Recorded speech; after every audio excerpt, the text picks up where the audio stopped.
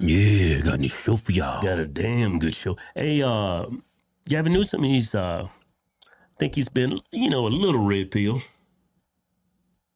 So, I mean, just a little bit. He's still fake. He's fake. He's trying to save his job. Well, he's faking that, but in this interview, he's gonna expose himself again. You cannot fake not being progressive, and you can't fake being real. Yeah. Hey, before we get to the video, don't forget we're giving away a new Ford Raptor, $10,000 in cash when you buy anything from our website. Not only you enter to win the Ford Raptor, but you also enter to win a Jeep Rubicon Can-Apple Red, $10,000 cash. Let's get to the video. John Fetterman was in the news today. He said, we're talking about the Democratic Party, he said, if we don't get our shit together, we're going to be a permanent minority. I agree. And I see you're doing something about it. I applaud it. I think it's great. You've got this podcast. You're talking to people. It's amazing to me that even that is controversial to some people. They call it platforming. If you talk to someone you don't agree with. Yeah. I feel like this country is divided into owners and healers. People who think you can own the other side. Yeah, well, Gavin Newsom owned DeSantis. Yeah. DeSantis destroyed Gavin Newsom. Yeah. Or people who want to talk and heal. And I feel like the next president is going to be, at least if it comes from this party, the Democratic Party, someone who wants to talk and heal. And I feel like we're doing that. Yeah, they call it platforming on the left, but the reason why they call it platforming is because they don't want to put people on that they cannot refute their arguments. Because they can't justify the arguments. So they want to approach this situation like this. No, don't even platform them. Because when you get down to it, we cannot defend our arguments at all. We're psychos over here, but we think it's right.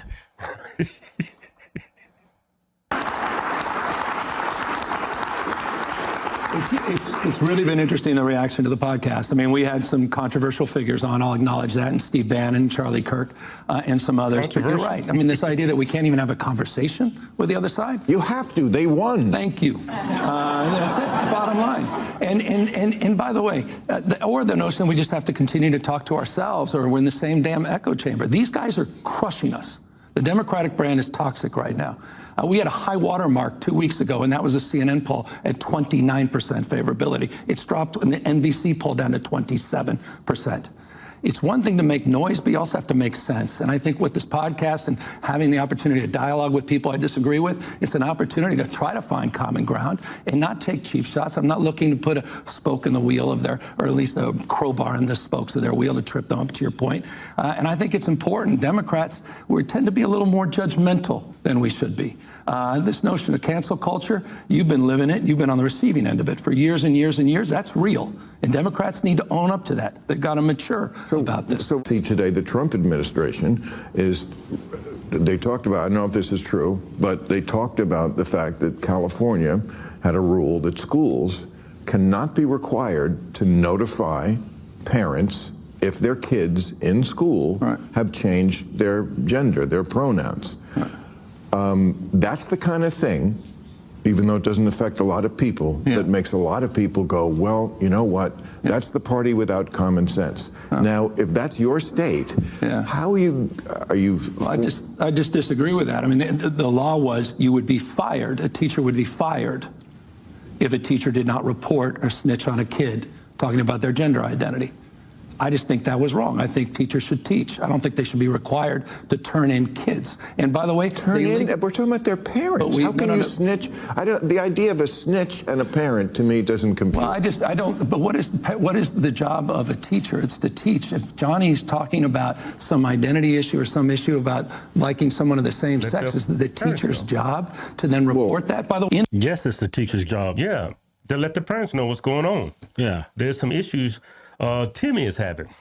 See, he's trying to come off more martyred at the beginning of this conversation, but you cannot hide your progressive views. It's going to come out eventually. Yeah, he's woke just like all the rest of these fools. Yeah, he's pretty much saying that these kids are property of the state, that their parents are the state, and it's not the biological parents. We decide what's best for your kids, not you. Yeah, that's what he's saying. And to use that language, snitch on the kids. Yeah, that's what the teachers are there for. To snitch on the kids. Right. When the grades are low, they're not coming to class on time. They're not. Right. They're being unruly in class. That's what they're supposed to do. Snitch. Yeah.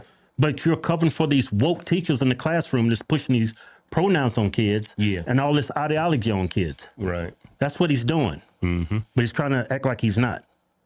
In this law, the teacher can still do that, but they can't be fired if that's what, it can't be fired if that's not what they do. And that's something I think is...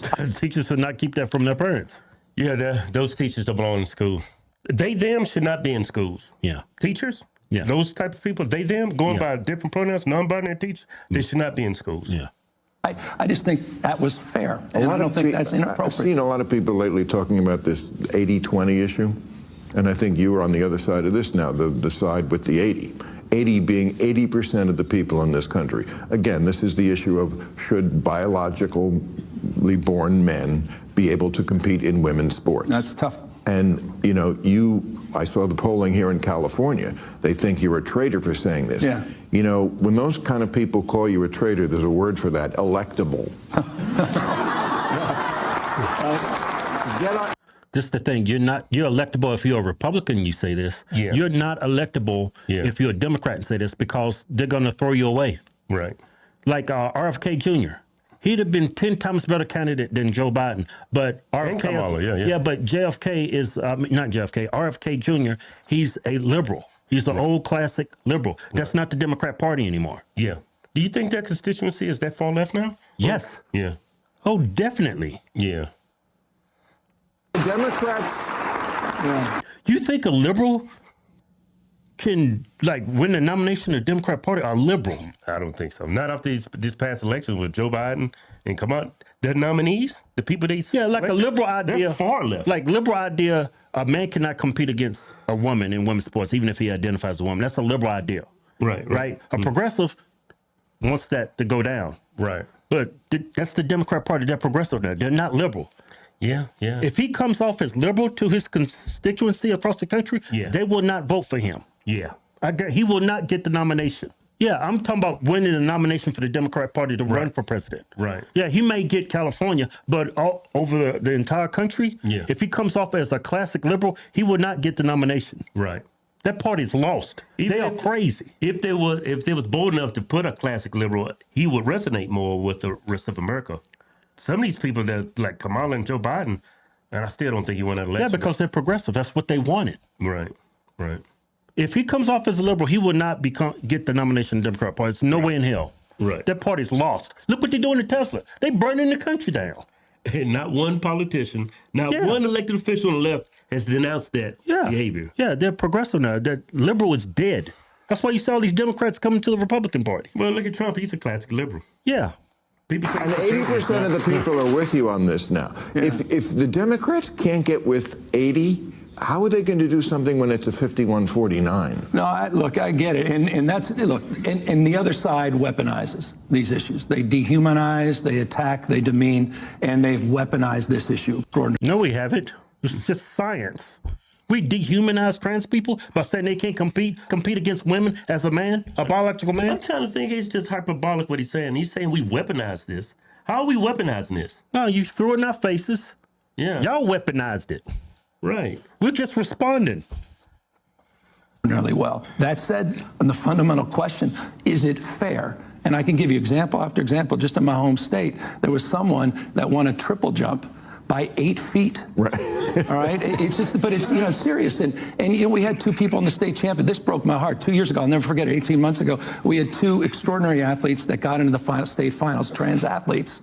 Got in the state finals. The backlash was so bad, they didn't even compete. And the other two people that were kicked out weren't able to compete. It was fundamentally unfair. We haven't been able to figure that out. So I express that as a fierce champion of LGBTQ rights, yes, and have with a record that I don't have put up with anyone. You have the cred. But trans rights are not necessarily human right. Yeah, you have the right to dress how you want to dress. Yeah, I agree with that. But when it boils down, when you look at trans rights, most of that rights is preferential treatment or immunity from actual crimes. Like men competing against females, that's not a right. Yeah, it's all... Putting kids on these drugs, that's just giving you immunity from a crime. Yeah, you should be able to, when you're 18 or 21 or whatever. These should be made when you're 18. Yeah. I say 21. Yeah. Mm-hmm. I feel like we don't have time anymore for the old bull. You know, the old, are you running for president? Well, you know, there's an exploratory committee and I'm looking at it. I'm happy with my job as governor. I mean, your future is not in California. Your future is in Iowa. Let's dispense with the bullshit. We need someone who's going to be the champion. Are you going to do it or not? Just come on. Tell us. We don't have time for the way. I deeply respect that. I can't stand the bullshit as well. And I mean that. So look, but this is not my purpose or passion. It's not my meaning. It's not everything. The cynicism that's out there, that every move he's making is some move to some longer term strategy or short term strategy. Just that you're a guy who could do it, who could get it done, who could win. I deeply respect that. I respect the question, but I don't have any grand plans as it respects to that. I'm trying to do best I can. I'm also trying to be accountable. By the way, you want things to change, you got to change. And that's what the podcast is about. That's my recognition of where we're weak. Can I do it? You got to call balls and strikes. Can I be on your podcast? Yeah, he's probably going to run, but I think he's going to try to run more as a moderate. Mm-hmm. But if you're a moderate, he doesn't get the nominee. You're not getting a nomination with the Democrat Party. They're too progressive now. These people are crazy.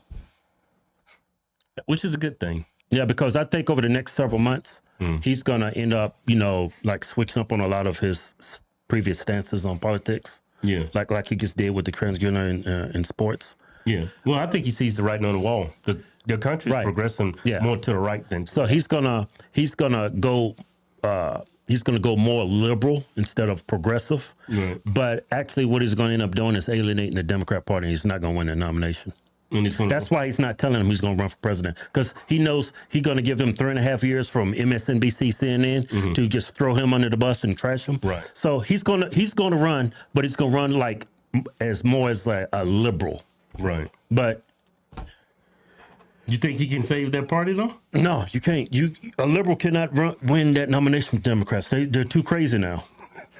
And this dude right here, he's behind that too, even though he's a liberal. He gets set back and watch them destroy his party.